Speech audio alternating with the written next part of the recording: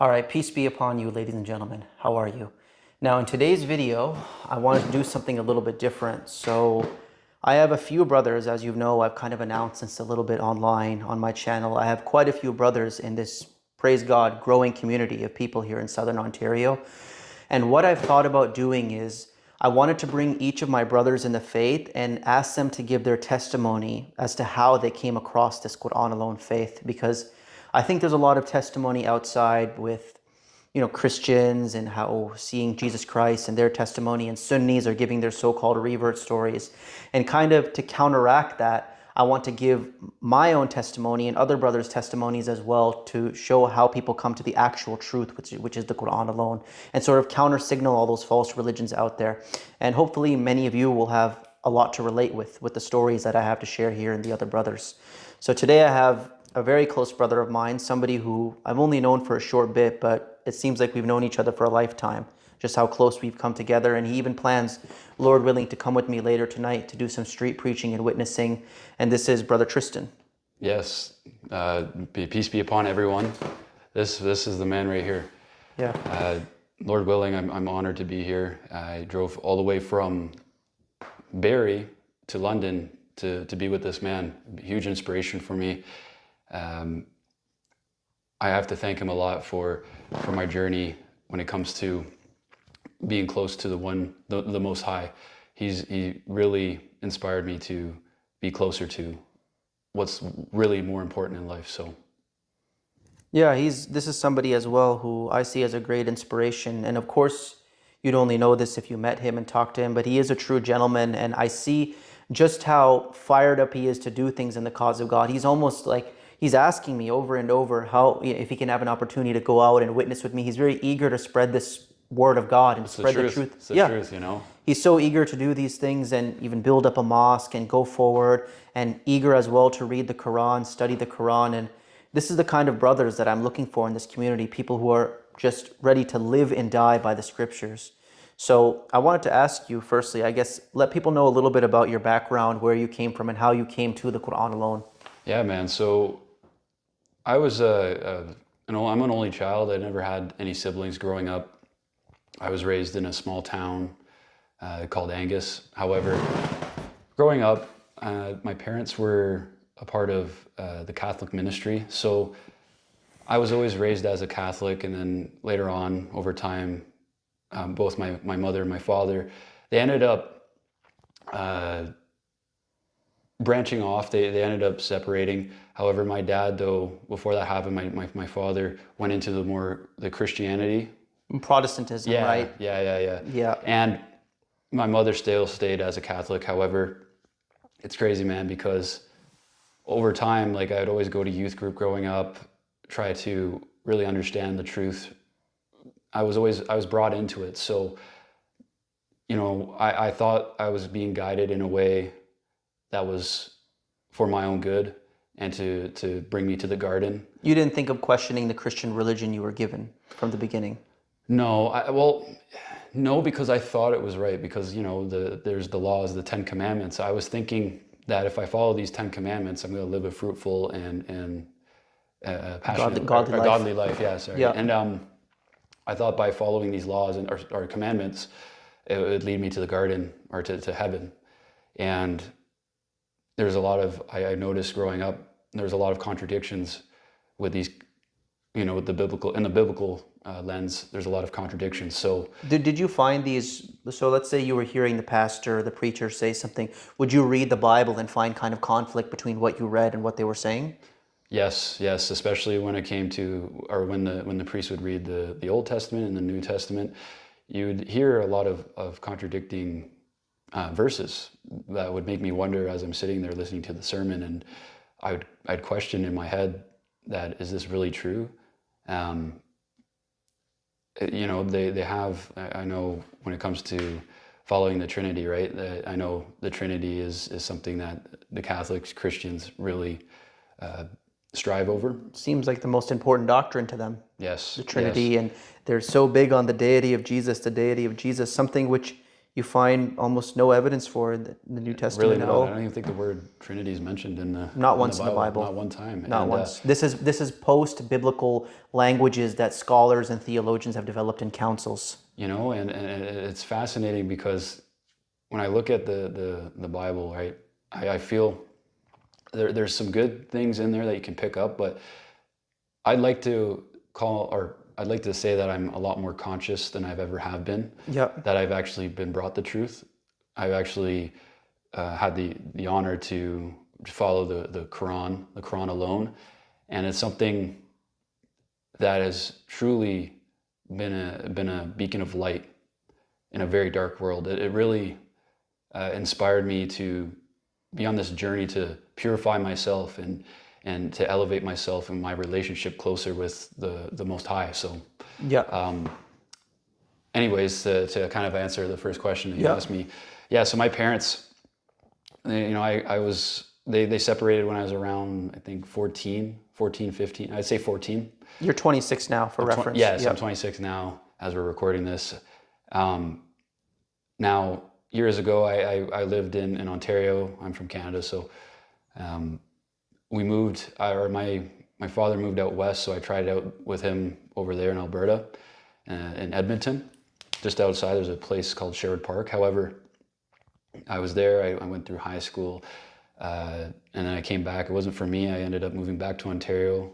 Then my mother moved from the little town that we were in Angus, and when I ended up coming back to a place called Wasaga Beach, just like maybe 20 minutes away from that particular location I was raised in. So, other than that, though, when my parents did, the reason why I'm saying this is when my parents separated, I ended up falling away from prayer, from being closer to what I thought at the time from God, because I'd always go to church every Sunday.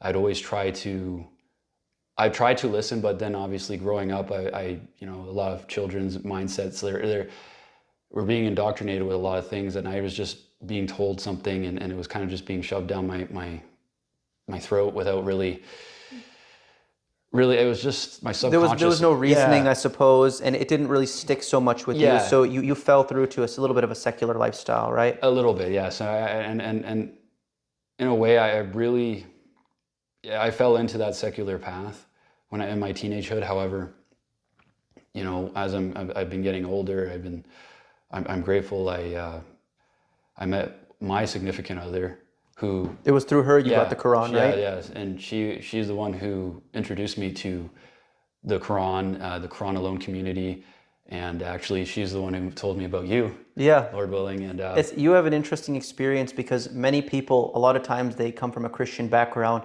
They end up joining the Sunni Hadith mosque for a little, then they find the Quran alone. You skipped that whole step. You just went straight from kind of a Christian-esque background to your significant other, who was Quran alone, who took you right to the truth. I think it was morely because she had to go through it, because she came. So my significant other, she was through the Sunni.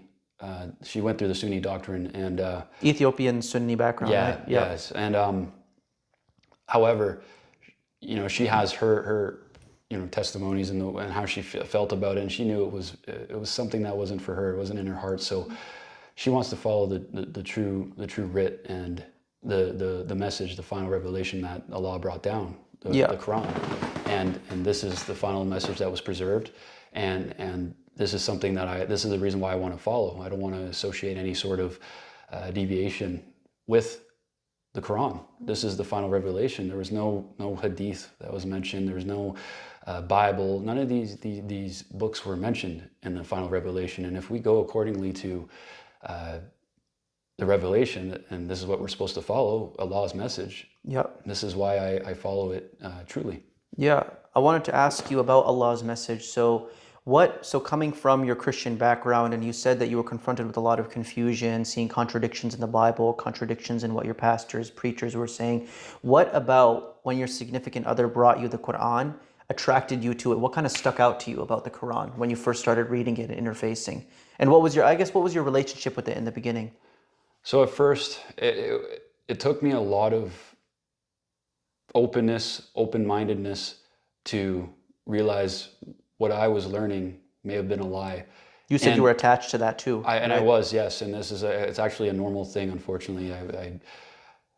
In this society, because we've been indoctrinated by our school system with everything that they feed us, we're learning all these lies that they're teaching in the system, unfortunately, and through the law of the system that we're put into. Yeah. So I was fed a bunch of lies, and the reason why I say that, I seen a lot of contradictions. And the first thing to answer that question, when I read the Quran, there's no contradiction. So you saw the consistency of its message when you interfaced with it. It was like Allah was speaking to me. Yeah. The Quran is unique amongst every claimed scripture in the world, where you see, like when you read the Bible, the kind of impression that you get is as if God is speaking to the prophets and you're kind of a third person watching God speak to somebody. It doesn't really include you. But the Quran, it speaks to you. Say thou, say you, say this, say that. It's as if God is directly speaking to you. Completely. And it carries that special level of authority. And that's one thing that attracted me to the Quran as well. When I was younger, maybe 13, 14, 15 years old, I was surrounded by tons of Christians. They wanted me to convert to Christianity. And naturally, if you find yourself in the circles that I was in, I was talking against the New World Order, against the system. You find a lot of Christians in that field, right? Talking about flat earth and things like that. They wanted me to convert, but the reason why I could not enter the Christian religion is because when I read the Bible, when I read the Quran, I could very clearly see which was of a superior quality. The Quran has a consistent message all the way through. You can't say the same with the Bible. When you go from Genesis to Revelation, you will be extremely confused. You're reading multiple different authors, multiple different ideas, multiple different theologies. You read that Quran from beginning to end, it's obviously the same author who wrote that book. And like I said, it has this authoritative way of speaking where it's as if God is directly speaking to you.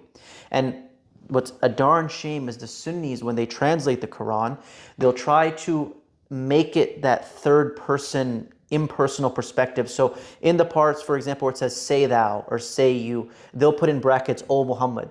But it doesn't say Muhammad in the Arabic. It just says qul. Qul means to say. God is talking to you directly. So you notice that, right, when reading the Quran, this authority. Absolutely. And just to add on to that, this is exactly going with the Trinity, with Jesus being the Son of God, which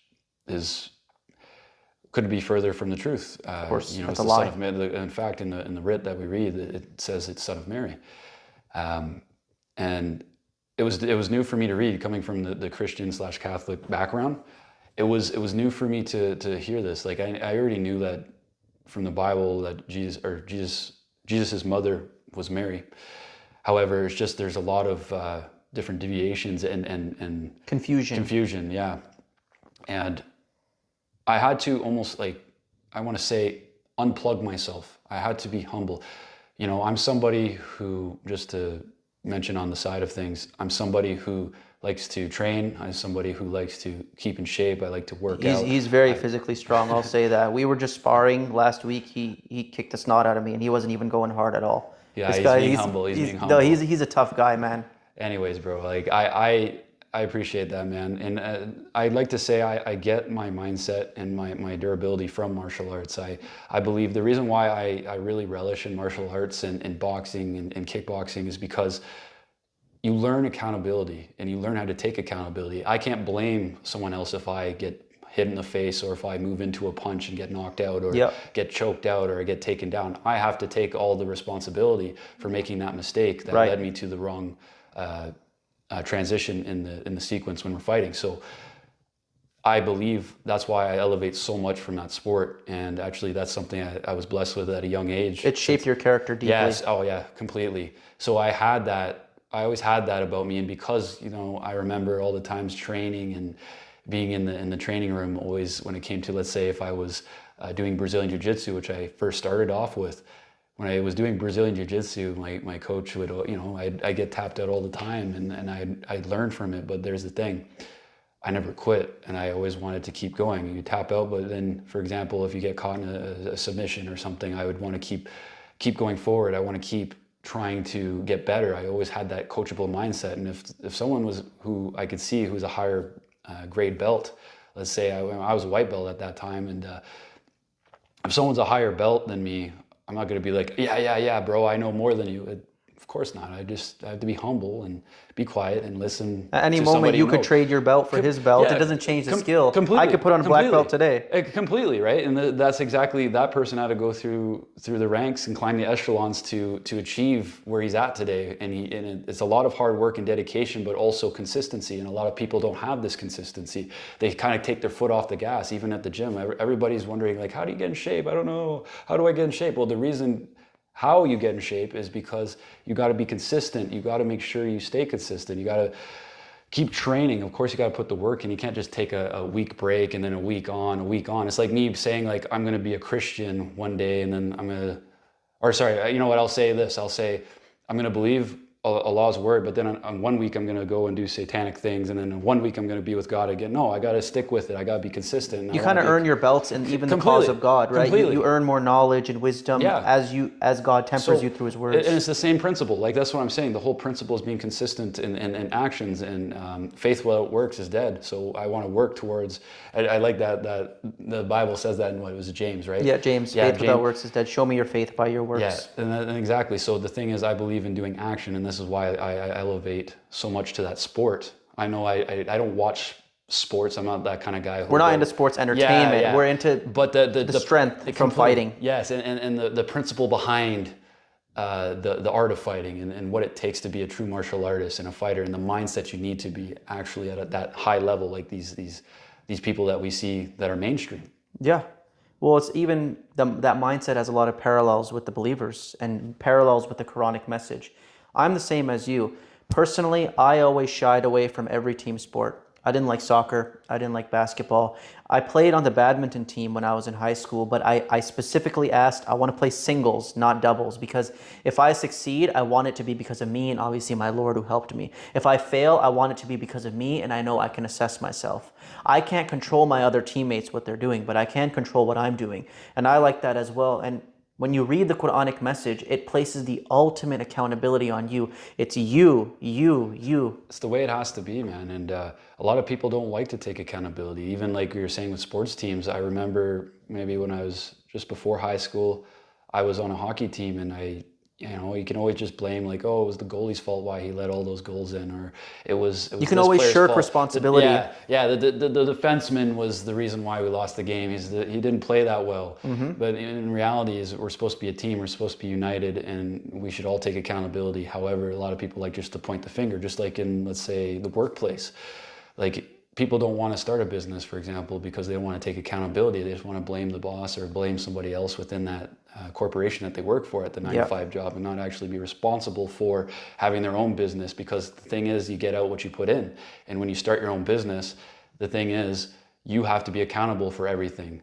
You know, with the management, looking over your staff, whatever you have, whatever business you're operating in, if it's a restaurant, let's say, Lord willing, you have to be the one to take accountability and take care of things. But this is how it correlates over to real life and following a law. You got to be able to be accountable, do good deeds, do righteousness, and live a fruitful life. So that's why I go by.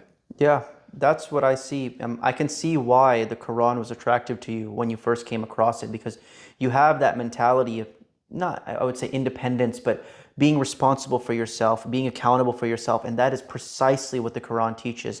And you weren't getting that in the Christian church. They tell you another man died for your sins. He washes away your sins. He's going to intercede and stand between you and God on Judgment Day. But the Quran says the opposite. That's right. And, you know, that's the thing. And when just adding on to your point there regarding, you know, that there's another man who died for your sins, like, the thing is, if I were to believe that automatically shows me I could do whatever I want as long as I believe, according to Paul's teachings.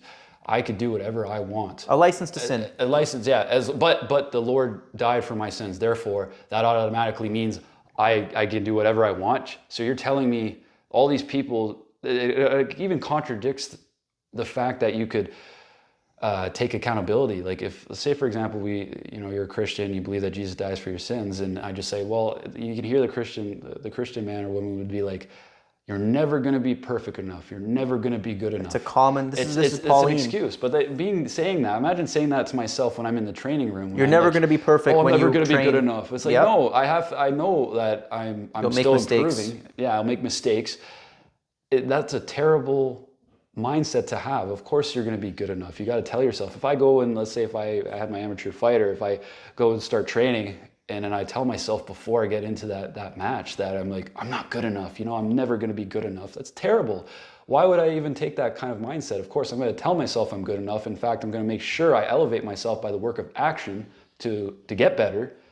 Therefore, that'll elevate me to the next level to become better. Yeah. So that's how it is. And that's the same, sorry, I don't mean to interrupt, No, Jack, go for it. That's the same way when it comes to fighting with anything you do in life. You have to be able to take accountability. So accountability and being consistent and living by the abundance of trying to be the best the best version of yourself you can be is important. Because if you try to be the best version of yourself, you will operate on the highest frequency you can. And of course, with the will of Allah, with God. So yeah, that really it goes in line with the Quranic message. This really touched me, and I think it touches many people coming from a Christian background. And you can see, and yeah, the Sunnis, they do quite similarly to the Christians. So in the Christians, you have the Christianity, you have this idea, oh, Jesus died for my sins, Jesus will intercede for me on Judgment Day. Then you have in the Sunni world this idea that, oh, Muhammad will stand in between us and God on Judgment Day, even though the Quran says there's no intercessors. And then you have also the idea that if they touch this stone in Mecca, that their sins are going to be washed. All these cheap gimmicks to avoid personal accountability. It's another excuse when they touch the stone, like my sins are going to be washed away. Jesus died on the cross and was crucified. Same mentality. Was resurrected, so that means my sins are washed away. Not necessarily. If I go, let's say for example, down the street and I decide, I would never do this, but I'm just giving a hypothetical. If I go down the street and say, I'm going to murder this man, how does that mean it's washed away? It's done. It was done. Yeah. Like I murdered that person. Like it's no coming back from it. He didn't. I can't stand in for you and take your sin from you. If you murdered that man, you're the one who's going to jail. Yep, that's right. And only you'll receive pardon from that sentence. It has nothing to do with me. Yeah, right? You can learn, and that doesn't. I'm not saying you can't learn from your mistakes. If I did that and I acknowledge that's a mistake, from there I have to put that into works. I have to be like, you know what? I messed up. I shouldn't have killed that person. I will get better from this and I will never make that mistake again. You have to be accountable for it, and you're held accountable for your actions. Just like in the law, when you go outside, you're accountable for if I go down to the variety store and try to steal, I don't know, a box of chocolates or something. Not that I would. Not that you'd want that. I don't want that garbage in my body. Yeah. I'm not a big fan of that. I'll get to that later. However. Neither am I. Yeah, but you be accountable. And the law, which is interesting, if you look at the law, right? You know where they get the word from. Allah. Allah. Yeah, so you already know where I'm at with that. It's interesting if you look at that paradigm, Allah, the law being tied with God. Yeah, being tied with God. Therefore, it's Allah because you're following Allah's principles. And a lot of the laws, if you compare, for example, the 10 Commandments and the laws that we have today, they're actually not that much different. No. If you really look at it. Yeah. So they took, you'll see with these movies, even, Brother IGOR goes over this all the time with these movies, like these. He's so good at analyzing that stuff. Brilliant. He's brilliant, isn't he? Yeah. Blows my mind. Yeah. And you'll really look at these, and if you look at it, that paradigm, they take a lot of topics and certain ideologies from God's written. Oh yeah, they're reading the Quran because. So why do these movies have such a lasting impact on us? Just think of movies that you watch. What's a movie that you've watched that really touched you? Lion King is one for me as a kid. Okay, for me, one that really touched me growing up, I had a few. Like, are we talking like infant, like toddler? Yeah. Well. Or any movie that's really touched you. So Spider-Man. Spider-Man. I was going to say Spider-Man. I did like Star Wars growing up.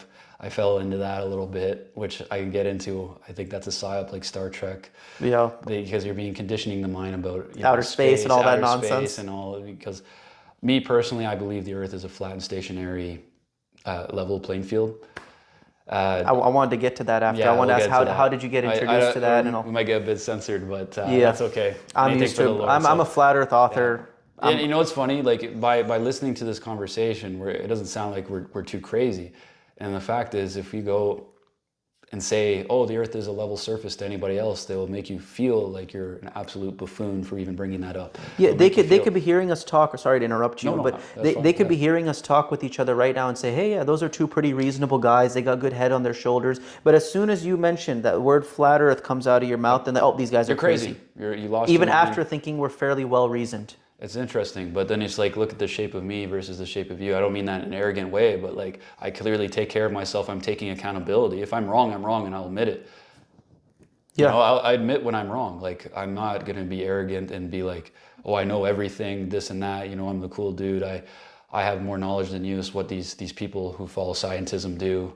You know, they quote unquote devote their life into all these theories right away. They want to go to do space exploration. They know everything. And then if in fact, there's a guy in my workplace a little while back, and I remember I just asking for fun. Because I'm open-minded to everything, and I had a little bit of a conversation. I asked him, do you believe in space? Just for fun, you know, just having a normal conversation. Yeah. And then he's like, yes, I believe in space. And he says, it's kind of arrogant not to believe in space. I said, oh, that's projection. That's interesting. So, you know, that went on, and I was just picking his brain about space. Like, I was in science class in school, but I wasn't really a big fan of it. I was never... It never stuck with you. Nah, it wasn't for me. I have a lot of, you know, I love my family and whatnot, but they do. My cousins are big into science, and it's another my religion. one cousin's very big into science. Yeah. Yeah. However, scientism, where do you think they get their ideologies from? You got to let me know. The RIT. Yeah. But then they twist it. But they twist it, label it, and trivialize it in a way where they correlate it and put their own word on something. Yeah. And put their own meanings on something. Or they'll take what the writ says and they'll teach you the literal opposite. They'll reverse it. So we understand from the Quran the earth is stationary and the heavens revolve around us. They make it the opposite. So it's the earth that's turning, and relative to us, the heavens are still. Yep. They take everything from the writ, they twist, they morph, they flip it around, they put it in fiction. Because God's book, God knows what's in our soul. God knows what narrative and how to say things and how to explain things and what stories, which are true, they happened, but what will touch us. And they take these concepts which have a deep connection to the human soul, and they put it in their fiction, they put it in their falsehoods. That's how it has lasting impact. Like Lion King, like Spider-Man. This is something we've talked about even with Spider-Man, and we're talking about the original Tobey Maguire Spider-Man. That's our favorite. Yeah, that's my favorite one, brother. I love that one. It's great. Tobey Maguire, you know, he was a great actor in that movie, and he portrayed like what true masculinity is. What true masculinity is. Yeah, he displayed true Quranic virtues. So we are inundated with so many ideas of what masculinity is, and we have guys like Andrew Tate talking about being proud and braggadocious and loud, and it's all about me and my Bugatti and my girls. It's about me, my selfish desires. But what I loved about the Tobey Maguire Spider-Man was that when he did his good deeds, he was a virtuous man. He tried to help people. He was a hero in the true sense of the word. He did it in silence. He did it so that nobody knew. Nobody knew that he was Spider-Man. And he never let it get to his head. He was never arrogant. Peter Parker was always a soft-spoken gentleman. And that's what I loved about him. That is, in my opinion, my understanding and the Quranic understanding, true masculinity. Understated, underspoken, relaxed, but at the same time, incredibly capable and heroic. That's what I'm all about. Yeah, that's what true masculinity is about. Yeah. Truly. You don't need to showcase and praise yourself and be like, oh, I got this, I got that, I have 5 wives, I got this and that. And I got 40 cars. And, and that's like what the Andrew Tate type of essence. And I listen, before a few years ago, I was a part of that, the Hustlers University. I thought that was cool, man. I really thought that was the way to do things. And listen. Yeah, tell them about your experience in that one. So it was cool. However, I thought it was cool. But my experience, I joined the program. It's actually, you could make money off of this program. I'm not saying you can't make money off of it. However, I think it's about the morals behind this. Listen, there's ways to make money, and there's nothing wrong with, you know, buying a program or whatnot. However, though, there's evil money out there. There is. You don't want that. And I know a lot of people like to bash on him about the cam girls and whatnot, but you know, when you get rich off of, let's say, for example, making money off of men who are clearly in an unconscious state, It's not desperate, broken men. but he's making money off of their vulnerabilities. Explain that a little, what he did, just in case our audience doesn't know. Yeah, that's fine. So pretty well, he started that webcam business. He ended up trying to make profit off of these men who he found a way, but he says it's about, he was trying to find a way out of, I think he's from Luton. He was trying to, in a poor council estate, he was trying to do well for himself, trying to take him and his brother and his family out of not a good area. And I think he was also in London, England for a few years. However, he did everything he could to get himself out of that poverty.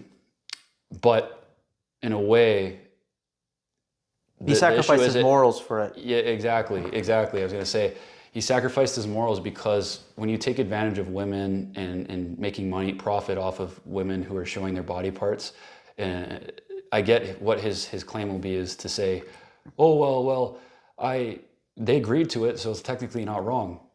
You may be correct on that part. You agree to interest? Right. Yeah, but the thing is, you might be correct in the eyes of this world, it may not be wrong. But when judgment day comes, because we're going to be facing a law, you're going to have to answer to those immoral things. That's not good, man. There's no excuses with God. That's the thing. And I don't wish anything bad upon him. He's somebody I admired a lot growing up. You learned a lot from. Or I don't say growing up, but yeah, like actually in my early 20s or whatnot, I listened to a lot of his podcasts and took a lot of inspiration. He does say good things about the truth and the way the system is and whatnot. But that's how he gets you, though. Yeah, that's how he gets you. But then the thing is, true wisdom can't be sold.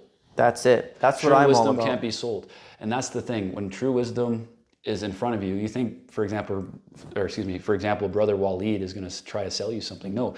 In fact, that's why his account right now is shadow banned and semi-canceled, right? Yeah, because you can't find my channel typing it up on YouTube because I don't fit in the box that they want. Exactly. Same with Brother Sam Gerrans as well. He recently got struck. Yeah, he's being canceled. Yeah. Shadow banned or something, and it's unfortunate. It just happened, I think, like about a week ago as we're shooting this, and that's another guy I also listen to as well. Deep respect. Yeah, nothing much but love and respect, brother. I hope all praise to the Most High. I hope that the Lord will protect you through this journey. I know He's making, I think, a good income from the whole. From YouTube. Yeah, that was his main form of subsistence, just donations from people. He wasn't selling anything. He wasn't selling anything immorally. It was just I meant the monetization though, like or something. Yeah, the income coming from the West and whatnot, people just giving donations. That was his main. However, though, I find it's crazy. Someone like this who's just talking about what we're talking about right now, about the truth, about believing in one God, and doing good deeds and righteous deeds and trying to warn you and prepare you for the day to actually spread witness to everybody through the internet for them to heed the warning about the truth. That is taken down, but then you have all these degenerate videos and rappers out there. They allow those things to go, Sam Gerrans is getting canceled. I'm getting censored. My channel gets shoved to the bottom of search engines. You can't find it. And literally all we're talking about is God and remembering God and praying. Yet you can have rappers putting videos with women shaking their bum on the camera. Yeah, they'll allow like a guy like Lil Nas to twerk. Oh, and even the gay stuff. But he's deplorable. Somebody who worships the devil or whatever. He's twerking at people's faces. He acts like a complete clown. And however, he's still, these people are like, there's children or teenagers or whatever consuming this garbage. Even with nowadays, I know this may get censored, but when it comes, I'm just gonna say it. Just go for it, bro. When it comes to the gay pride stuff, the rainbow flag, right? Like the thing is in the Bible, and if you say you follow the Bible and you're still homosexual, the issue is the Bible literally states that you shouldn't be following homosexuality. In fact, that's she says to put them to death in the Bible. It's the path of the path of the devil. You put you to shame. Yeah, right? That's the thing. You see you'd be condemned. Yeah, you'd be condemned. And it's interesting. I know if whoever is watching this, the Baphomet, that crazy symbol. If you've really analyzed that symbol, we can get into this. Where he kind of blew my mind on this one. Think about the if you don't know the Baphomet, it's that transgender goat that's supposed to symbolize the devil with breasts, and it's kind of doing this. It's crazy, and it also symbolizes. It has the moon, it has some stars, and it has the sun icon, and then there's interesting all three of the religions, and it's dark and it's completely disgusting. But then it has two children on the side of it. Why are there children near the Baphomet? That's the question. This transgender weirdo, that's the Baphomet. There's always children near him. It's And then nasty. and then you see, this is something I gotta be careful with what I say because I'll get censored, but Well, the truth is the truth. let's just say it, that's how it is. But Yep. the transgenders is something I talk about. So let's be real. Any man who will have sex with another man will have sex with anything. These people are deviants, all right? And if you think about these transgender people, and specifically, you know how they'll do the transgender story hour. They want to get into the school with the kids and talk to the kids. And I just have to ask the question, and this goes into the whole PEDO agenda. Why are these men in dresses and makeup so interested in talking to strangers' children about sexual relations?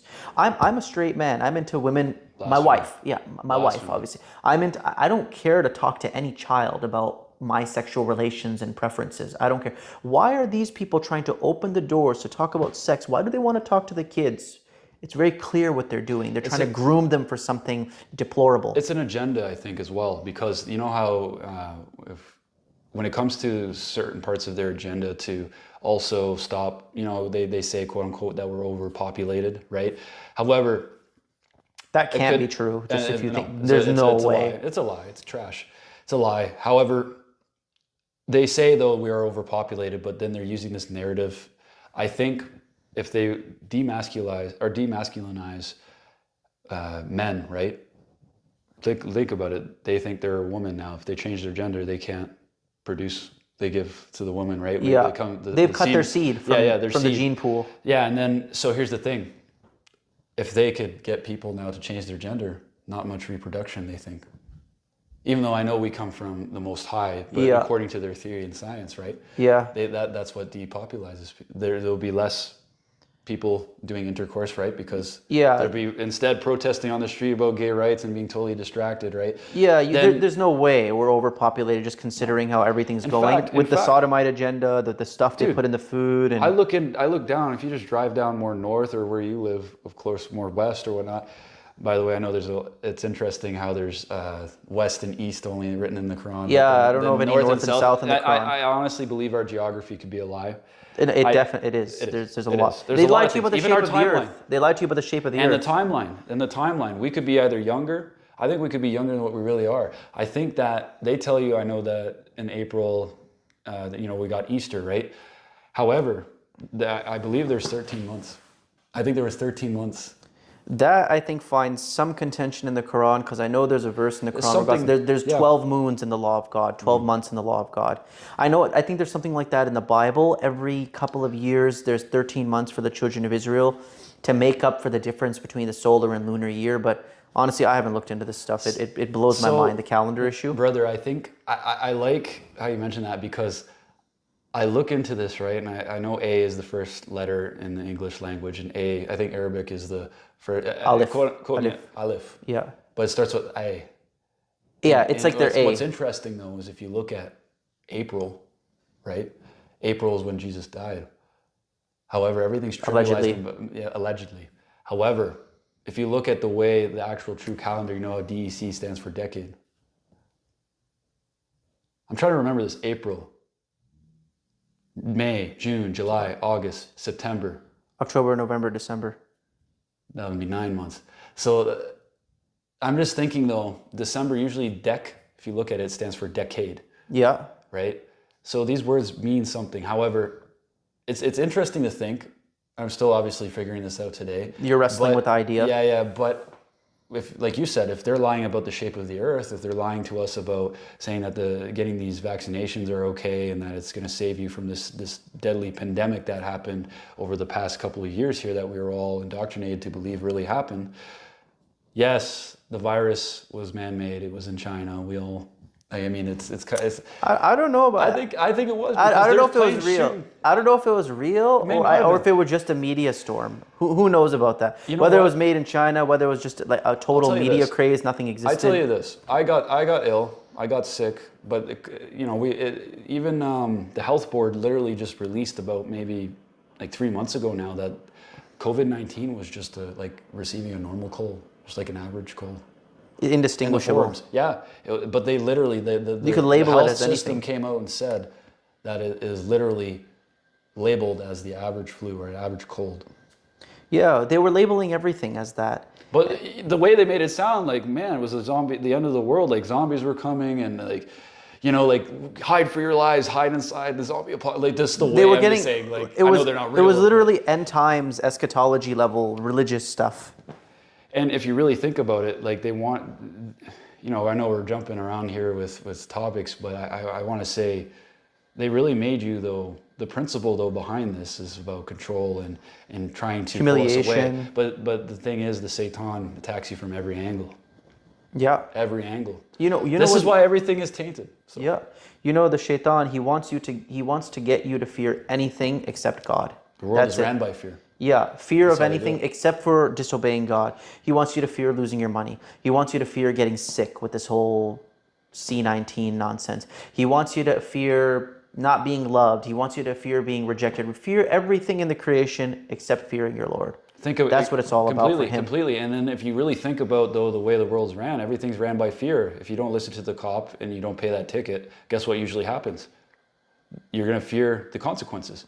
That's still ran by fear. But if you don't pay that cop, guess what happens? It will be run through the court, and then when the court stamps off on the crime, and if you still don't pay, then guess what happens? You go to jail. You go to prison. And if you don't listen, the end violent, it's ran by violence. Violence, fear, coercion. Fear. But then if you beat someone up, they fear you, right? So if you get beaten up, let's say if you, I don't know, like you ever see, like, let's say even in movies, you'll see like the big bully who goes and beats up the little kid. Of course, the little kid, because he doesn't know how to defend himself and he doesn't have the knowledge or the skill set to defend himself, he's terrified, he's feared because he doesn't want to walk around, look even at that person who beat him up. So therefore, he has that same fierce mentality where he doesn't want to overshadow and get conscious of. It's up to the kid who got beat up. It's up to him whether he wants to stand up for himself. But the thing is, again, it comes into full circle. You have to take accountability. That's what it's all about. The kid had to take accountability. Okay, I got beat up, but now is he going to sit there and cry, or is he going to do something? Get the skills, get the knowledge necessary to stand up for himself. Completely. But that's the thing. The world is, unfortunately, violence is another way they can use for fear. Yeah. They can run violence through because the police will beat you. In fact, if you didn't wear the mask, they'll come with the baton and beat you. There's a whole bunch of articles out there that'll show if you didn't follow especially in third world countries, mask, you would just get beat up. Yeah, in third world countries as well. You would see there were videos I saw, they were circulating around all over Facebook where people, it wasn't even the masks. They had masks on, but they weren't allowed to be outside because of the curfew in India or whatever it was. And you see police, they're literally beating people with reeds and batons. Go inside, using fear and coercion. But even then, you have to stay strong. Yeah, man. And in the mindset, but the thing is, if you have the mindset of trying to just do good deeds and righteous deeds, and I get it, it may not always feel, but you're not doing it just for yourself, you're doing it for the sake of Allah. That's the whole purpose. To honor your Lord. Just before we started this podcast, when I arrived here, we were going for a little walk, enjoying the nice, beautiful weather that the Lord's blessed us with. Yep. Soaking in a bit of sun and talking and having fruitful discussions.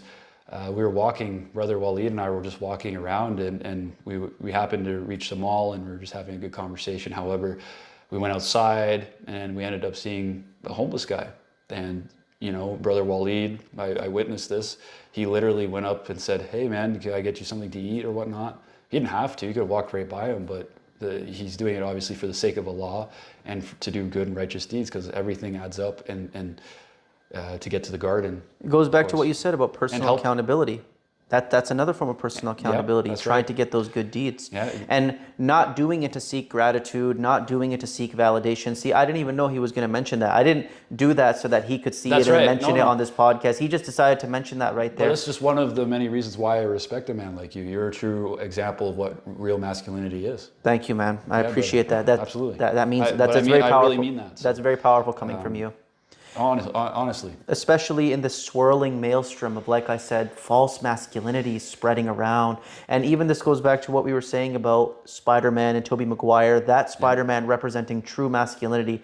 We are taught nowadays with this Andrew Tate and this rapper lifestyle. Praise yourself. Praise yourself. But praise yourself, serve yourself. It's like, if you don't buy my course, then you're dumb, you're broke, you don't know anything. Yeah. But the thing is, it's like, well, that's not true. You can still educate yourself. You can still build yourself up. You can learn. You don't have to. He tries to sell you something. Of course, he's trying to sell you his course. I know you may not want to hear that, but that's exactly why do you think he has the money he has today? Where does it stem from? Yeah. Who's he getting rich off of? He's getting rich off of the people who supposed to be learning from him. Yeah, of course. He's getting rich off the people who are supposed to be getting rich from him. Completely. And listen, he's actually pertaining some value in the marketplace. However, though, I still think it could be done differently. I'm not the marketing expert. I know he has obviously a lot more experience in the marketing field. However, one thing you got to keep God in your heart. Yeah. That's the thing. And then there's a lot of contradictions. You say you're a man of God when it comes to Islam, but then it contradicts whatever he's promoting. And yeah, it's like, all this false masculinity. He does follow hadith. Yeah, he does follow hadith. He converted to the Sunni religion. He's not a Quran aloner. Definitely not a flat earther. And you know what's interesting? I actually have speculation that he could have been, because I remember there was a little video of him and his brother, and they were just in a hotel room or something laughing, and then all of a sudden his cousin Luke was like, "Andrew, is the world round?" And they just burst out laughing out loud, and he's like, "I see the curvature," and then they start laughing. He's like, "You don't see shit." Pardon my language, but he said that. I think he's an agent regardless. He must be. He knows the truth. He knows the truth. And I know one of his most recent promotions that I seen, like he was in the car driving in his Bugatti. It wasn't a Bugatti. It was like a McLaren or something. And he was driving, and then he was like, the way he was talking about how the system's corrupted, right? And then what ended up happening was he actually said the best way you could teach somebody is if you teach them and put the kids in front of the Quran. It's like, shut up, read the Quran right now. And he actually said that in one of his he knows that's the truth. Yeah. I can't remember the exact video, but he did mention the Quran. He didn't say Hadith, but he said the Quran. Yeah, he mentions the Quran. That's something I want to say is that when these Sunnis are doing their preaching or they're trying to proselytize, they pretty well stick to the Quran alone. You'll see that they know their strongest point is in the Quran alone. When they're trying to gain converts into their religion, they don't come to you with this hadith stuff. They don't come to you with, oh, Muhammad, he married, God forbid, a 6-year-old child. They don't come with any of that stuff.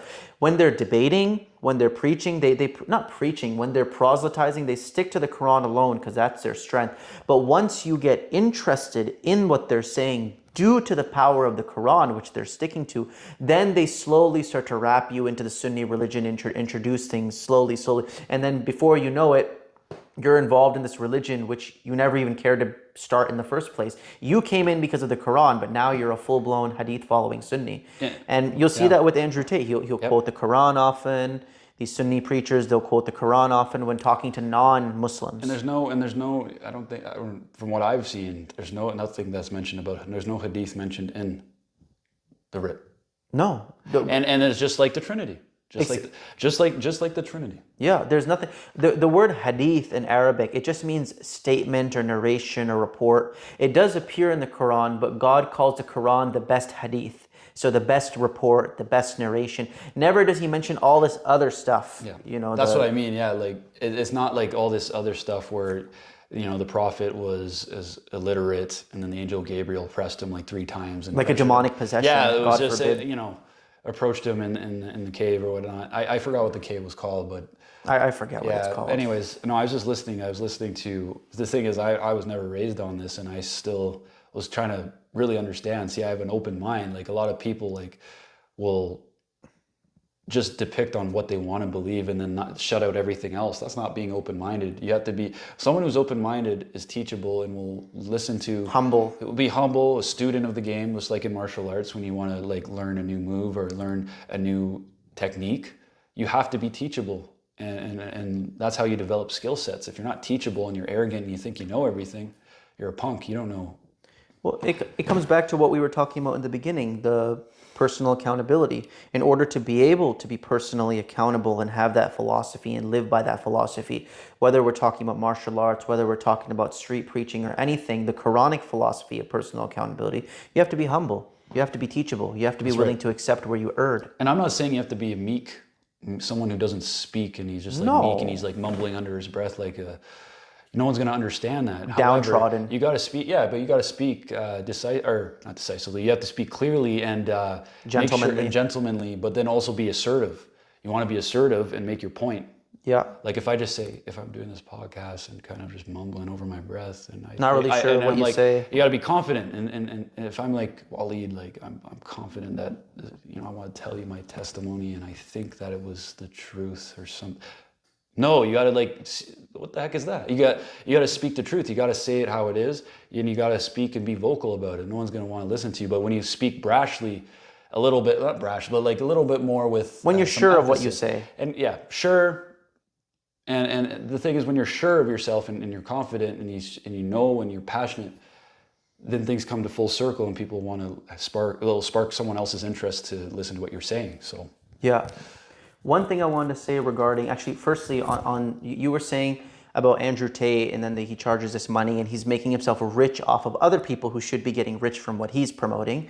And this goes back to something the Quran says, where God says, listen to those who don't ask of you any reward for what they say. Those are the people you know who are genuinely helping you out, who really believe in the things they say, because they have nothing material to gain about it. I'm not charging anything for my content. Everything's available for free. There's no paywall. Brother Sam is not charging anything. Listen to the people. True wisdom can't be sold. True wisdom can't be sold. And this is a philosophy we find in the Quran.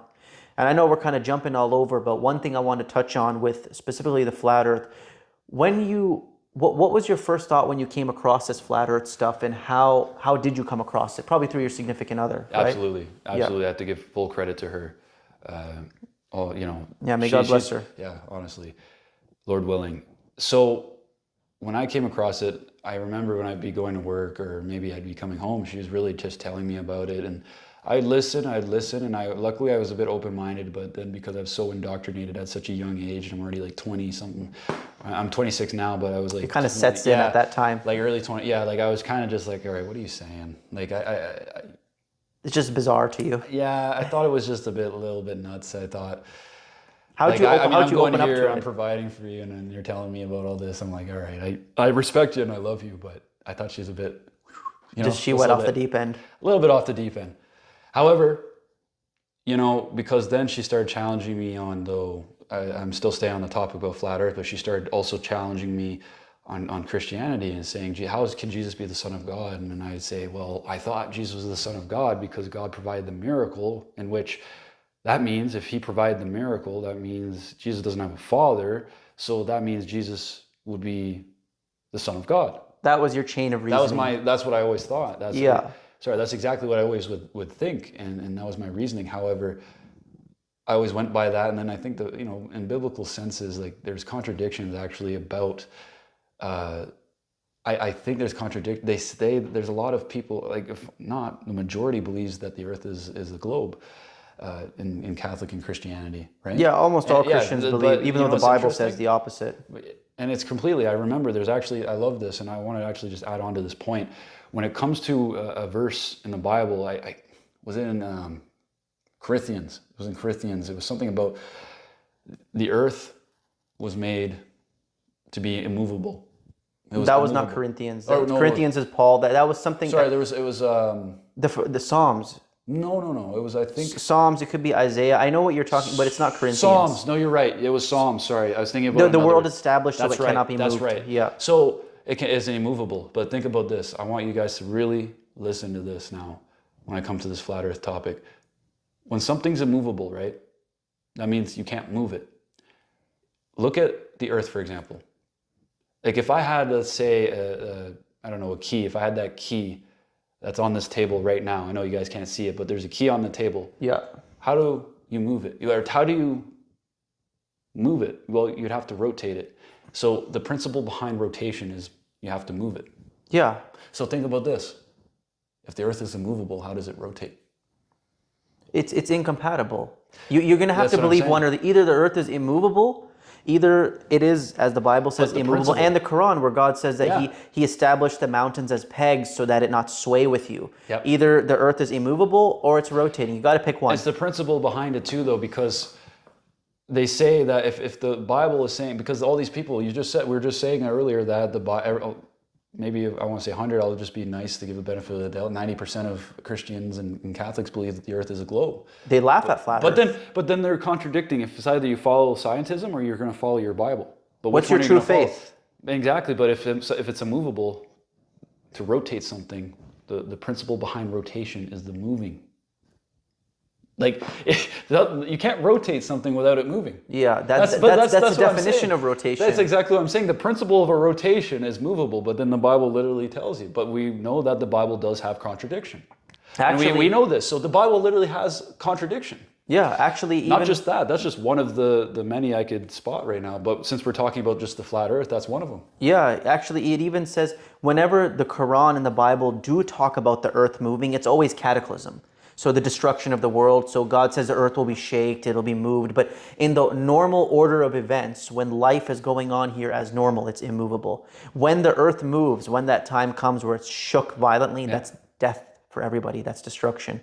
And I want to ask you on the flat earth, how did you start getting warmed up to it when you first found it visceral? So my significant other would always keep telling me about it, and then eventually it sunk in, and then I started really questioning. It was like she was always every day just telling me something about this, because she lives for Allah. She loves Allah. And, I can see that. May Allah reward her immensely. I love her deeply. So she would always tell me every day, whether as I come back from training from the gym, from doing kickbox or Muay Thai, she'd just tell me, like, every time, like, how is Jesus the Son of God, or how is the earth, like, how do you believe the earth is a globe? Like, it's like, it doesn't make sense. And then I just thought to myself every time, it just kept chipping away. She kept chipping away at me, thankfully.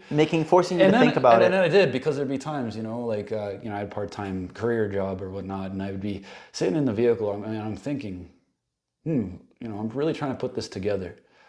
And I was like, you know what? I'm done. I'm literally done trying to be confused, because deep down in my heart, I knew there's something off here. Maybe she has a point. So I wanted to give the Quran a chance. I wanted to really understand a whole bunch of principles behind what she was saying. This goes for the flat earth. Correct. Too. Yeah. And the flat earth. But that's what I'm saying. Yeah, so the flat earth, but then brought me to the Quran. But then the Quran says that the earth is a flat and stationary.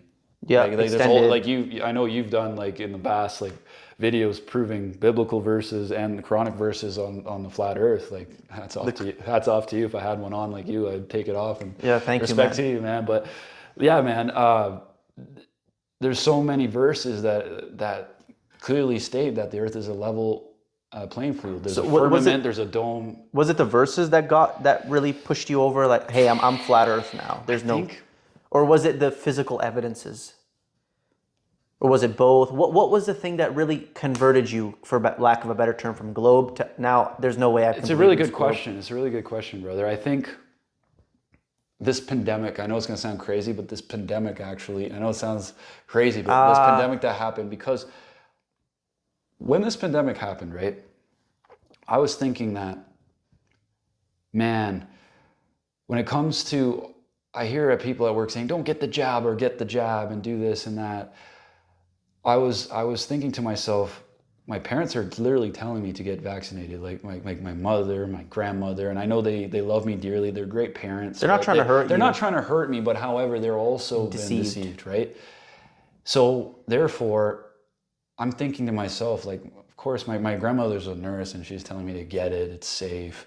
And obviously the government's promoting it, right? And telling you that it's going to save your life. And if anything, it'll just enhance you like a steroid or something. Oh, man. You know what I mean? It's absolutely ridiculous. It's brutal. So, however, it's like getting jabbed was the way to go according to the agenda. And I'm thinking, and Samaya, that was my significant other, sorry. She would say, she would tell me not to get jabbed. And I'm thinking in my head, like, come on, you're telling me about flat earth. You're telling me about, Jesus isn't the Son of God. And now you're telling me, when there's a global pandemic happening, that not to get this. That's two false. Yeah, globe and pandemic. Yeah, completely. And she's telling me not to do this, and I'm like, all right. But you were really blessed with a good woman. I was. Yeah. All praise to the Lord, and He knows my heart. Yeah. However, what ended up happening is, I thought that was the right thing to do. So you made the mistake. I did, and it was humiliating now that I even think about it. But I ended up getting jabbed twice, and I did it. I'm sure a lot of people did it only for the reason for having their work, because they'd use the Satan would use that element of fear to be like, if you don't do this, you're going to lose that. And people need to provide for their families. They need to provide for their kids, for their wife, or And you fell for maybe it. their husband, etc. Right? Yeah. And I fell for the psyop, and then I really learned, because I remember the first job that I ended up getting, I ended up not really feeling anything, not really any symptoms. Yeah. But the second one that I ended up getting, maybe a couple weeks down the line, I just started really feeling weird. Those little small aches and pains, just not right. And I thought maybe that was me getting COVID-19. Oh yeah, after getting the jab. Yeah, after getting the What a jab, joke. ironically, right? But then I remember I was at my workplace.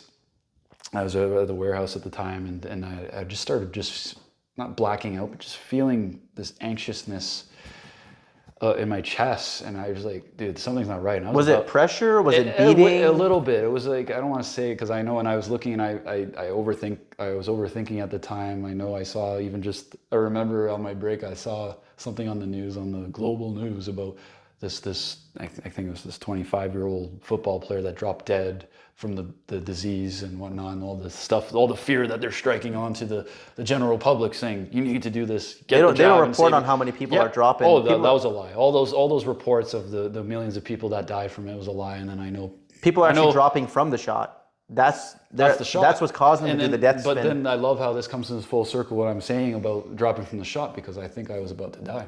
Wow. And you're a healthy, strong guy. You've never had any issues with that. I'm a strong military-aged man. And the thing was, I knew that, and I still trained every day. It was my foolish mistake for falling for it, because I was that type of guy who thought that they cared. I thought that they had our best interest at heart. So you had to learn the bitter way. Well, I thought the hospitals aided us. I was thinking about all these things. I'm like, there's no way that all these people that work for, like my grandmother's a loving woman. She always helped out my family in any way accessible. And there's no way that she'd try to deceive me. But it's not her trying to deceive me. It's that she's the blind leading the blind. Correct. Yeah. But she was deceived to think that was a side. She fell for the propaganda. Yeah. Doesn't mean you're a bad, evil person, but therefore look at all the people that are committing shirk. Yeah. Maybe they may not think they're evil. They think they're following the truth. God says that Satan makes their deeds seem good to them. Yeah. So that's really what it took. So when you and may God give you good health on that. So it took taking the shot, and then it opened up your thoughts. The system is lying to us. Maybe the shape of the earth is a lie. However, so going back on that, I remember there was one day I was doing this gig where I was just selling like electronics or whatnot, and I was trying to pick one up, and I was on my way with a buddy of mine at the time, and we ended up driving on the highway. We're driving, and I had my significant other also with me, and then for some reason I just felt this weird, like, I don't want to say palpitation, but I know there's something right here just kept pulsing. I know there's an artery that's connected all the way from the heart, and it's in this area. You felt a sensation. This weird, sensation that was pulsing weirdly, and I'm like, okay, I got to pull over to the side.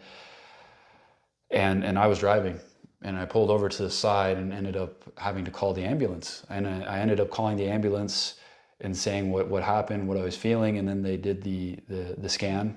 What do you call it? The ECG scan, where they checked my heart rate or whatnot, and they said everything was fine. It seemed like there was, I'm healthy. My blood was my blood work, I did blood work, it came back normally like a week after, everything was okay. And it was almost like what I was feeling was a lie. But it wasn't, I was feeling something. Yeah. But they made it seem that way. But the ECG, they had one on the ambulance when we were going to the hospital when I pulled over, because I was really, really concerned. And then everything I heard about the confliction about what Sister or Samaya was telling me. Oh, then it was starting to sink in. Yeah, and then I was thinking about everything, and then what I saw, and then there was people telling me not to get the jab, and then to get the jab, and I'm like, oh my gosh. I got played. I felt like I got played, and however, I usually don't get played. I'm a pretty perspicacious and understanding individual, and I have a good head on my shoulders usually, but I guess, the joke's on me here. I ended up sitting in this hospital, and then I remember no one could come in with me. I was all by myself. Just this miserable experience. I'm just sitting here with this pulse thinking I'm going to have this heart attack any time. Yeah. I'm just lying, or in my head, I felt like I was lying to myself. It's going to be okay, Tristan. It's going to be okay. You were kind of coping a little. Yeah, I'm going to be okay. But then in reality is like, I was coping, but I was just trying to tell my mind, like, I'm going to be okay. I'm going to survive this, which I actually did, Lord willing. Yeah, by God's leave. I survived it, and then the next thing you know, I just remember they kept doing these ECGs. I was there, I left. And then that experience though, to add on to what we're talking about. That shattered your worldview. It shattered my worldview, and this actually went roughly in the beginning, a little before. I was also starting to listen to Andrew Tate, and then he was telling about how to lie. Then I respect him for what he was saying about that. It actually made me open up. He was the first person that actually made me open up though, to realize that this whole world is a lie. Though I know he's he's part of it, but he really said like the concept. He was this, he's painted out as this hero messiah. We'll get to that later about fake messiah figures. Those false, However, that was something that really inspired me to realize maybe everything that is around us is a lie. You really think these people care? No, they don't care. You think the prime minister gives a hoot about you? No. Then you start to listen more to your significant other about the shape of the earth and whatnot. Yeah. The shape of the earth as well. Is like, if that's a lie, and if I'm starting to see the pandemic as a lie, hold on. You got to look at the fine roots. What's behind the pandemic? Who started this? Where's this coming from? Where's this being portrayed? What do I really know? Well, this is coming from the government source. Therefore, that makes me question, do they really care about us?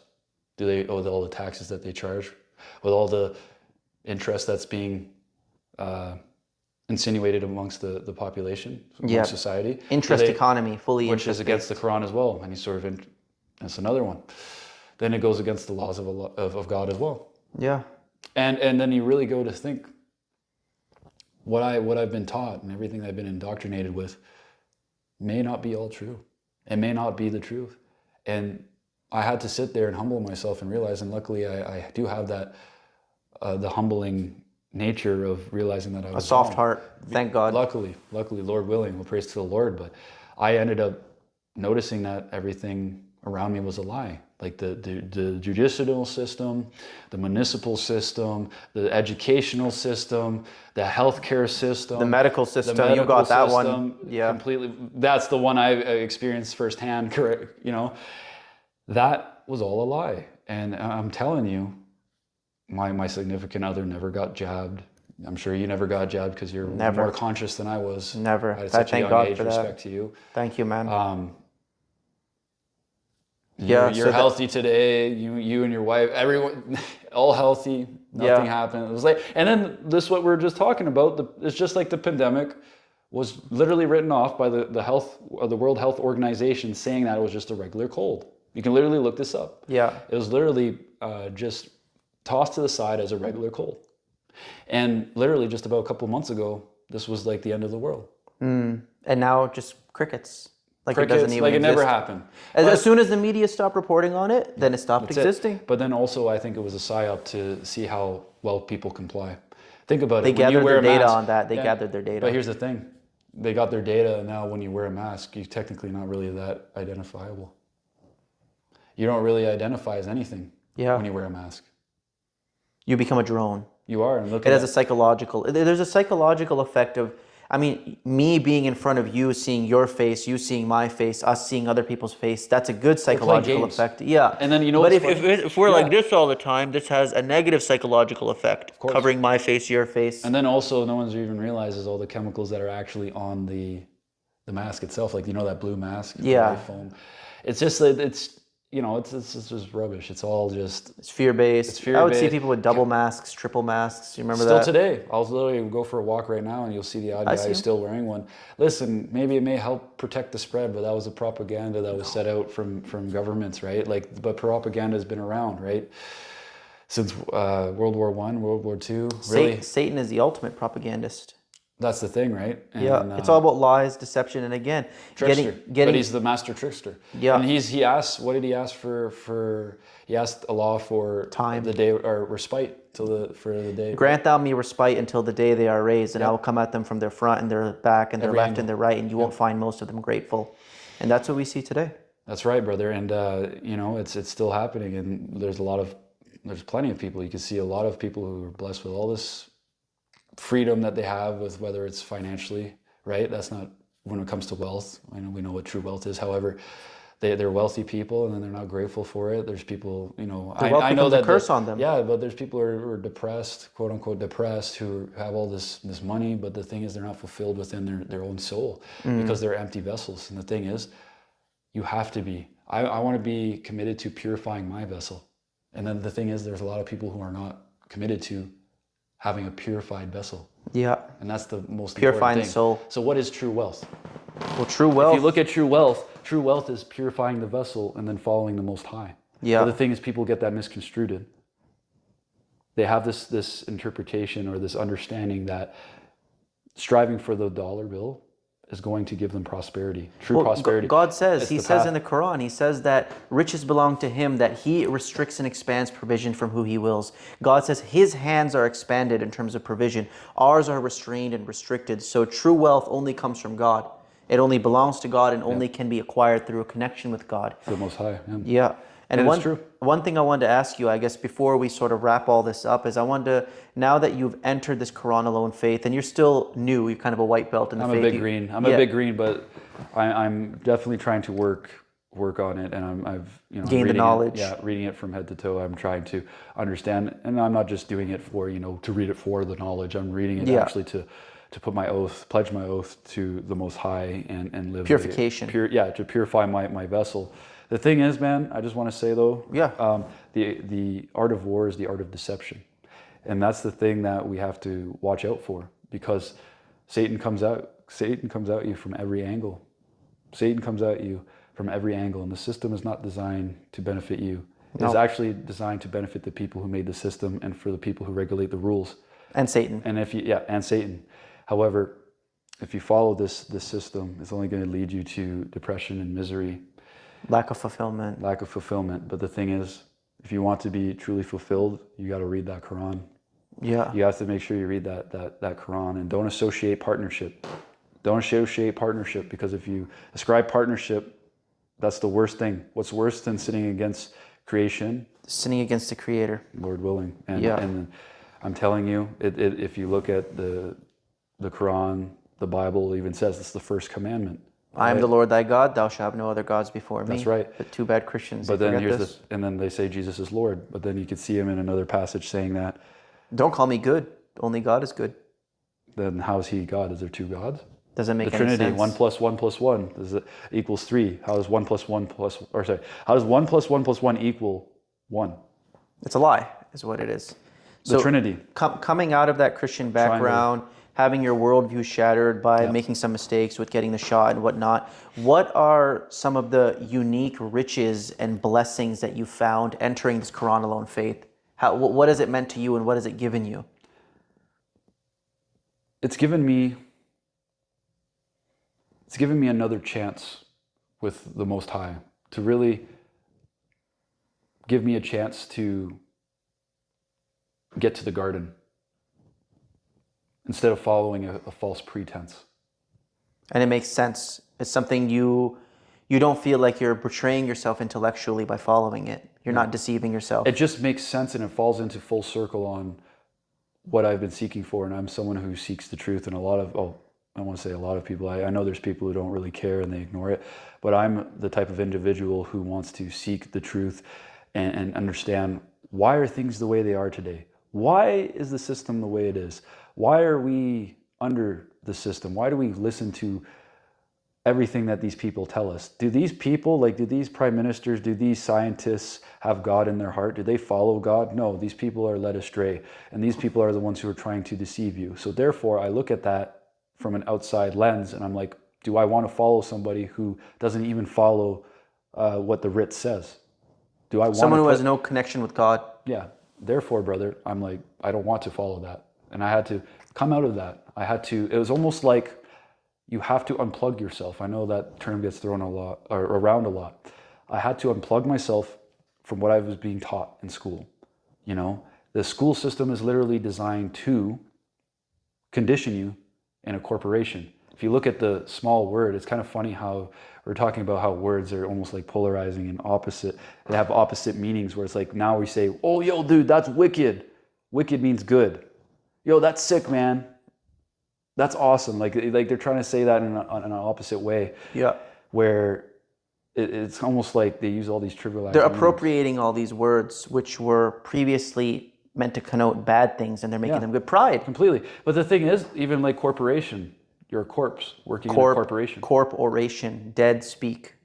Yeah, but think about it. Yeah. You're a corpse though once you come out of there. Yeah, it's dead. There's no Right? life. That's Yeah. the thing. And then it's like, it's all these little small meanings, right? It's crazy, man. And sorry, I don't know if that answered your question. No, that got it. Yeah. So basically, But oh, sorry. I was just saying, like the system, guys. Like it's just that the system is literally trying to make you weak and demasculate. Or if you're a man, they're trying to feminize you. They're trying to make you more feminine, even though they don't want a true revelation. They don't want true people men getting together and forming an alliance and speaking out on the truth, because the thing is, in the way we are communing and joining our efforts together. But the thing is, if you know how we're being censored, right? We were just talking about earlier in this video about if we, like Sam Garance, all of us unite and then spread this message, we're going to get censored. Yeah. Think about it. When you do your street preaching, you know, all praise goes to the Lord. But when you do your street preaching, guess what happens? In a way, you are being censored. They say, no, don't talk about that. You're on private property. They're canceling me. Shh. You're on private property. Yeah, they're canceling me. They'll call the cops on me. That's a form of canceling. Yeah. If you go to the pride parade and then people are just going nah, while you're reading the truth, it's like you're how arrogant can you be? Yeah. Like you really have to sit down and look at yourself. Their demons are real agitated. These people aren't taking self-accountability. They're just blaming the higher up people and saying, oh, it's their fault. Why are these people, they have them all on this little string. So this is the issue, unfortunately. Like, however, I just want to say this message. I know we're going to probably do more podcasts or Lord willing, videos, right? Lord willing. The art of war is the art of deception. I'd argue we're almost in World War III. Yeah. But we've been in a war already. Psychologically. One could argue that World War II never really ended. We're still in it. Just because the psychological aspect of it, the chemical aspect of it, the Satan coming at us from all angles. Yeah, it's crazy, man. And like, they say, you know, there's I can't remember who it was. I think it was Clinton or somebody who's saying, we almost cracked the sky. We almost cracked the No, it was Hillary Clinton. Yeah. Was it Hillary? Yeah, She kept saying it, but she said we're breaking the firmament or whatever. But she didn't say the word she's using it as a metaphor. That's funny how we're talking about. So metaphor, she's using it as a metaphor to say, oh, we almost cracked the glass sky. Yeah. We almost did it, but she wasn't saying it directly like she was trying to break the firmament, but people were pricking out as it was a metaphor. And even these sayings of, oh, the sky's the limit, and there is a limit to it. That's the funny part. Yeah. That's the thing, man. And I know there people will be like, well, what about Elon Musk's rocket? What about all the satellites? You don't know anything Where do you about think him. our energy comes from, everyone? Our energy comes from the ground. When you literally take your socks off and you connect with nature, the finite nature that Allah's blessed you with, when you put your feet on the ground, you actually already get energy.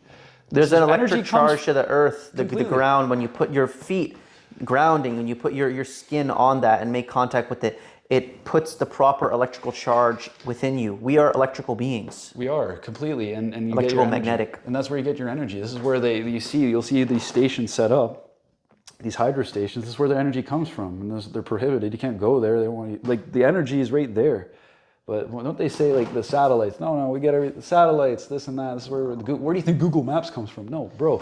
They just lie and tell you that they got it from up there and took pictures. Yeah, they can use drones and whatnot to take pictures. However, they have a truck driving around taking pictures of everything. It's not from space. Okay, if you're telling me, that supposedly our telecommunications, this stuff comes from outer space satellites. You're telling me that when I'm using my phone to make a call to Tristan, I'm in London, he's in somewhere else, and when I make that call, you're telling me that the signal is bouncing off of a chunk of metal in space that's the size of a football field, moving 7 times faster than a bullet, and that's the cause of me speaking to Tristan. No, this stuff is all ground-based. That's why when you drive to rural parts of Ontario, rural parts of Alberta, Saskatchewan, you get no phone service around there. Is there no satellites? No, it's just that there's no towers. It's all ground-based stuff. It is. Yeah, and they get this stuff, they get this stuff from the ground, they get it from the sky, not from satellites, but there's a great conspiracy to hide where energy comes from, the sun, even getting sunlight. The sun lets off certain electromagnetic rays that our body connects to. They tell you to stay away from the sun. They tell you that you're going to get cancer, you're going to get this, and all these and things. put this toxic sunscreen while you're at it all over your skin. That's what's toxic. If anything, that's worse for you than the actual sun itself. However, it's interesting. My mother does have, I don't know what it's from, but she does have a sun allergy. She actually, if the sun is on her, I've seen her actually break out in hives. Really? But I don't know what the reason is behind that. That's got to be some kind of health problem. I think it's a health problem. Food or shots or something. I love that. So everything is cause and effect. Everybody thinks it's just by chance. And if you break it down, everything's done by cause and effect. There's no your truth. There's no it's that person's truth. It's either the truth or it's not the truth. For example, are we doing this podcast? Yes or no? Or Yes. maybe? Yeah. Or is that your truth that you're doing it, or is it my truth that... The truth is the truth. What if you have your truth... Guys. One or the other. If your truth says one thing and my truth says yours is the lie, your truth is a lie, which one of us is right? It doesn't work out. It doesn't make sense. Yeah. Truth by its very nature exists outside of us. It simply is what is. And you can't argue with it. You can't debate it. It stands irrespective of our opinions. And kind of to sign off from all of this, I wanted to ask you, do you have any message to impart onto the viewer, anything at all that's on your mind? The most important kind of takeaway or life lessons you've learned? Yeah, things for them to remember. So one thing I have to tell you guys, whoever's watching this, first of all, the art of war is the art of deception. You want to follow a path of prosperity. You want to, first of all, make sure that you become teachable, you become coachable, and first, you got to put the Lord first. To elevate within anything, you have to make sure you're doing what it takes to get there. Therefore, you have to first be someone who's coachable and teachable. I can't stress this enough, because if you're not going to listen, for example, even when you have a messenger coming to you and telling you the truth, are you just going to sit there arrogantly and put your AirPods on? Are you going to just like sip your coffee and walk by, when the truth is being brought to you? Or are you going to sit there and maybe listen and maybe think something of it? Why is this happening to me? Chew on it a little. Yeah, chew on it. The thing is, some people don't want to accept the truth. And however, I would say that when it comes to building yourself as a man or woman, I can speak as a man because I am a man. You want to follow the path of prosperity. You want to feed the vessel what it needs. You need to treat life that way. You need to make sure that when you build on yourself, you got to be consistent. Don't cheat on yourself. It's like, for example, would you cheat on your wife? No. So why would you cheat on your health? Why would you cheat on yourself? Yeah, we're big on that, eating clean food and not messing around with that. But it's the same premises. Yeah. If you cheat on your wife, it's terrible, but it should be the same thing also. Cheating on your food. Cheating on your health, soul. Cheating on your soul. And by ascribing partners to God and all that. Yeah.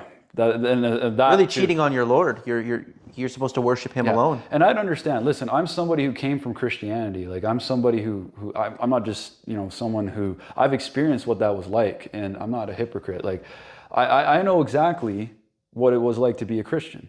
Like, I can't just be like, oh, I'm speaking on someone who's a Christian. No, because I was actually lived it. And I never really felt fulfilled. However, I can already feel just by understanding the Quran and been reading the Quran, it's already purified my life so much over just almost the year, close to a year soon, that I've been enlightened with this opportunity to meet you, Brother Waleed. I mean, we've only met now.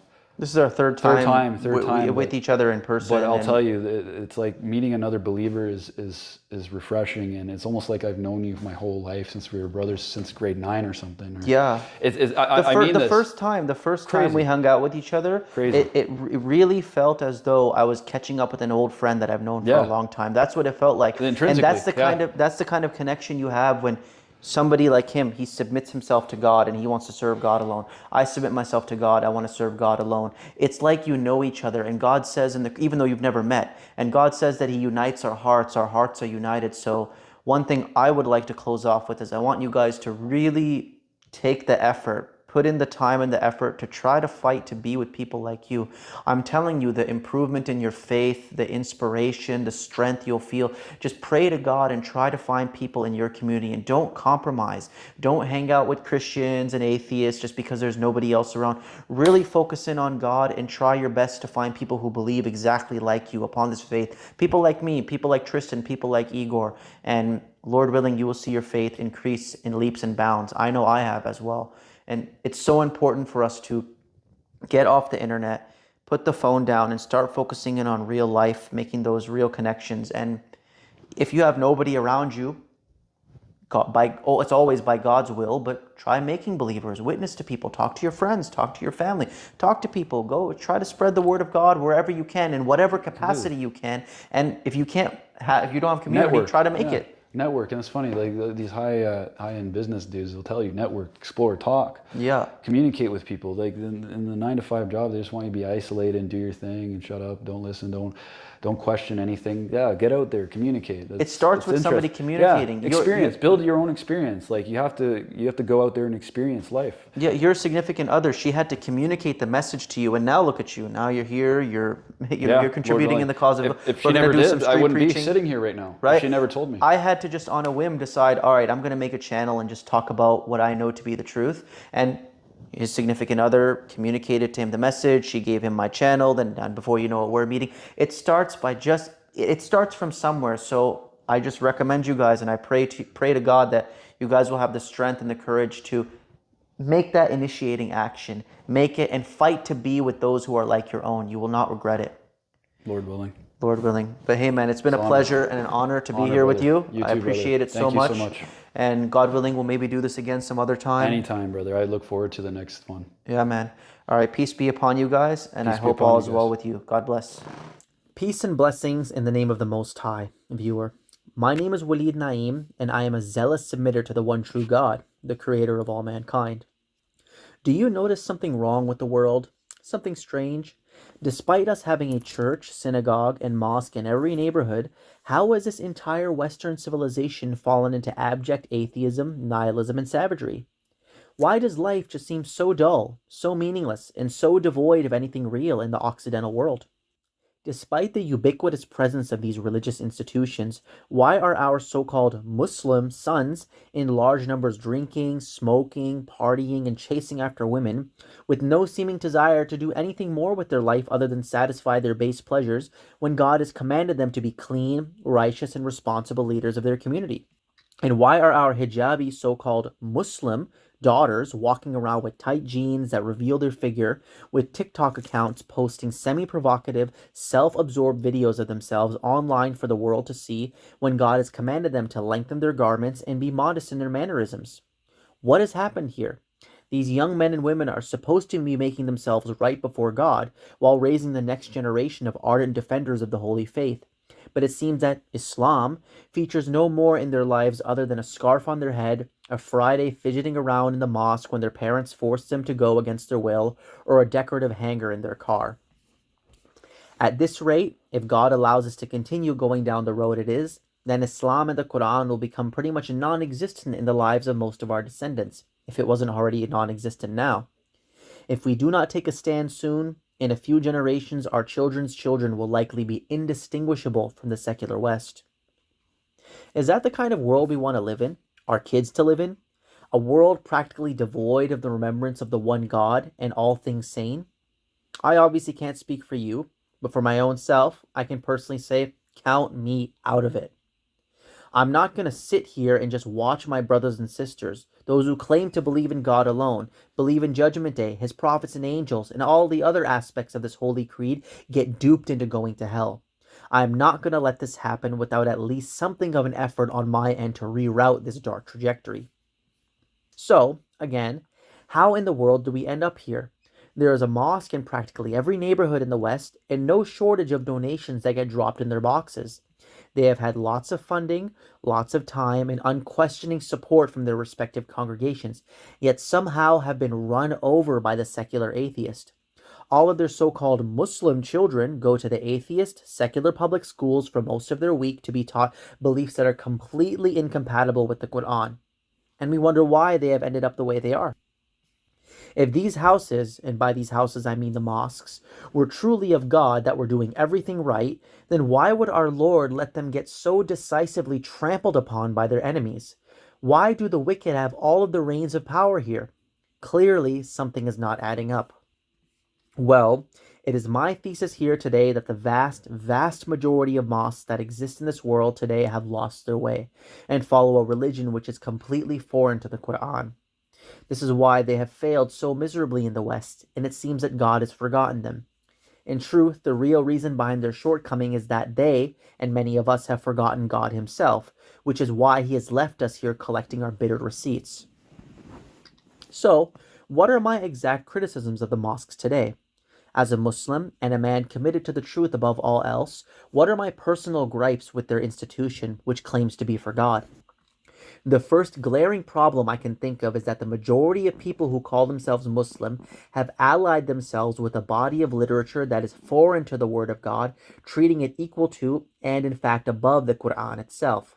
Of course, I am talking about the Hadith. Listen, the facts are this. There is no justification within the Quran which tells us to follow this hadith stuff, which came hundreds of years after the Prophet Muhammad died, and therefore he could have had no ability to oversee what people have said about him and determine if it is true or false. It is now becoming crystal clear, especially in the last 10 to 20 years, that many things that have been ascribed to him in their most quote-unquote authoritative texts, which they call their Sahih Hadiths, are forgeries that directly contradict God's final revelation. To take these words of men, i.e. the Hadith, and hold them to be equally authoritative to the words of God would be breaking the first and most important commandment, which is to worship God alone, making no equals with Him. To say that these supposed words of Muhammad, which are not even Muhammad's own words, but simply very doubtful rumors about what people who existed hundreds of years after him say he said, that have been decided upon by the scholars as authoritative, holds equal, or in fact any weight in our faith comparable to the verbatim words of God Himself, the Holy Quran, is idolatry. You are exalting man's words to the status of divinity, which should only be given to God's words.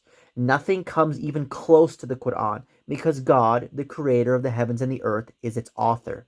This includes the Hadith too, which pales in comparison and is superfluous to the glorious Quran. If you are interested in seeing a full refutation of the Hadith, you may watch my video titled A Defense of Prophet Muhammad, David Wood and Hadith Exposed, which is linked below. In it, along with refuting and putting in his place the worst opponent of Islam on the internet, Mr. David Wood, I also expose how the Hadith is completely contradictory to the Quran and the source of much of the Muslim world's problems. It is a 2-hour-long documentary where I seek to demonstrate the true character of Muhammad in the Quran, defending his history and personality with primary source quotations. I clear the last prophet of God's name from the people who have tarnished his reputation the most, which are certain types of Christians, and, sad to say, Hadith-following Muslims, which have said many terrible things about him. No, Muhammad was not a money-hungry, tyrannical warlord who married a 6-year-old girl. He was a shy, humble, meek man who married adult women, had compassion for even his worst enemies, and oftentimes had a tough time even standing up for himself out of fear of hurting other people's feelings. This is all demonstrated in detail in my video. Once again, the link for that will be in the description under the tab, The True Character of Muhammad in the Quran. So that is the first problem with the mosques, the reason for which I feel they have been forsaken by God, their adoption of an apostate literature which contradicts their foundational scripture. The second point of contention I have with many of the mosques is their seeming unwillingness to say anything controversial which may make them face persecution from their government. The fact that 9/11 was not only an inside job, but the fact that no planes hit the Twin Towers on that day, and the whole charade was a hoax designed by the governments of the world to forever frame the Muslim people as terrorists and justify invasions in our countries, should be taught to every man, woman, and child. This great fraud of the September attacks has left such a lasting, enduring reputation on every brown person, and Muslim in general, that it should be discussed in every mosque. Our people are not responsible for that crime, but it was the governments of the world who carried out that plot and framed us for it. 9/11 is just only one small example, though. There are many, many other quote-unquote conspiracy theories, which are really just conspiracy facts, avoided by the mosques due to their controversy. like the fact that the monetary system in the West is an ungodly scam based on usury, the fact that the so-called healthcare system is a predatory empire which doesn't try to cure anybody, but instead makes money off of human suffering, the fact that sodomite propaganda is being promoted to the masses, including our children, and the fact that the thing which I will call the C19er, to avoid censorship, was a hoax perpetrated by the powers that be to greatly expand their police state, censorship incentives, and surveillance systems worldwide in order to create their new world order, and much more. These governments that have occupied our lands are de facto terrorist regimes, and the mosques seem to say nothing of it. They appear to be more concerned with not being labeled extremists while they live their comfortable, well-funded lives, avoiding topics that are hard to deal with due to the abject persecution they bring. That is my second problem with them. They're at the very least lack of awareness, or if not, perhaps lack of willingness to address the real geopolitical situation going on in the world. And lastly, my third trouble with the mainstream mosques, which can also be put into the category of conspiracy facts, is their complete ignorance on the true nature of the earth. It may sound as a shock to you, my viewer, that the Quran, the Bible, and in fact all of the ancient scriptures teach the earth is flat and stationary. This is the only model of the world which is compatible with those texts and also scientifically provable.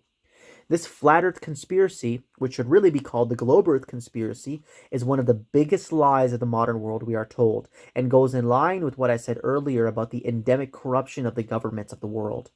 Everything you have been told about where you live is a fabrication, and the space agencies are a shameless hoax. For a fully detailed presentation on the subject of flat earth, where I demonstrate the science, the history, the philosophy, the verses in the Bible and Quran proving it, and much more, you can read my book titled The Flat Earth Manifesto, which is linked in the description. This work runs to nearly 1,200 pages and is practically a textbook on not only the topic of flat earth, but the subject of physics proper, and I expose the biggest fraudulent religion of the West, which is science worship, otherwise known as scientism. As with all of my work, it too is available for free. No, you do not live on a pathetic speck of dust spinning around in the middle of nowhere in space. You live in a brilliant, intelligently designed terrarium created by God and are at the center of the universe. Again, to learn more, the link to the Flat Earth Manifesto will be in the description. Those right there are my three biggest scores against the mosques of today. There are more points I could bring up, but these are the major ones. These are the controversies which have estranged me from the rest of the so-called Muslim world. Believe me when I say that I would love to join them, and that it hurts me so deeply that I have to pit myself up against the very institution I was born and raised in, the mosques I attended from childhood, whose carpets upon which I walked, stood, prayed, and listened to the preaching in my earliest years. But that is the price to pay for the truth. My commitment to God and what is right is more important than my emotional attachments to a place that was once dear to my heart. Simply put, this is why I think God has forsaken us. This is why I think that the mosques have been steamrolled by the secular atheist. It is because most of us have abandoned the word of God, neglected preaching the truth, and instead chosen comfort over courageous action. That is my thesis to why this great falling away in the West has taken place. If this sounds shocking to you, if it sounds so unbelievable that the majority of the so-called Muslim world could be deceived so badly, then I simply have these verses in the Quran to show you. In the name of God, the Almighty and the Merciful. Chapter 6, verse 116. And if thou obey most of those upon the earth, they will lead thee astray from the path of God. They follow only assumption, and they are only guessing. Chapter 25, verse 30. And the messenger will say, O my Lord, my people took this Quran as a thing abandoned. God has really predicted this a millennia ago. He knew that the people who follow what is really right are few and far between, that the majority of men and women are led astray, and the people who claim to love Muhammad the most, i.e. mainstream Muslims, would abandon the glorious Quran. God has revealed to us 1,000 years ago that this all would be the case. It is my mission, therefore, by the will of God, to band together with like-minded believers who have understood the truth and work together to build a new institution from the ground up, founded upon prudent fear. We need to start fresh, Start anew. We need to build a new mosque where people can hear the unfiltered preaching from the Quran alone, where men and women can get married, where children can play and be educated in the truth, and where the name of the Most High God, without any associate partners, can be remembered. We need a group of highly dedicated men who will raise and defend this institution with their own hands if need be, and go out into the world warning people of the punishment of God, bearing witness to the truth of his oneness. That is my mission, my viewer. If you found that this mission of mine has touched your heart and is something you want to get involved with, then feel free to contact me in the email below. I am located in Ontario, Canada, and I'm looking forward to form a community with like-minded believers who want to contribute to this great cause. I am neither a nationalist nor racially biased. If you follow the Quran alone and believe in the truth, then as far as I'm concerned, you are my brother in the faith. I prefer you over someone of my own kindred who denies God and commits corruption in the earth. My loyalties are primarily ideological, not racial. Remember, my viewer, that this life is short. Everything we do and don't do is recorded by God and will either bear witness for us or against us on the day of judgment. Hell is eternal, and I do not know about you, but as for me, I want to meet my Creator in the best state possible. I want to spend my life struggling to build up my people, the true Muslims, so that God may be pleased with me on that day. If you are interested in that, then feel free to join me. If not, then find something else good to do which will prepare you for your appointment with the Most High. That is where we are all going anyway. With that being said, I say peace and God bless to all of you good people. Take care, everyone.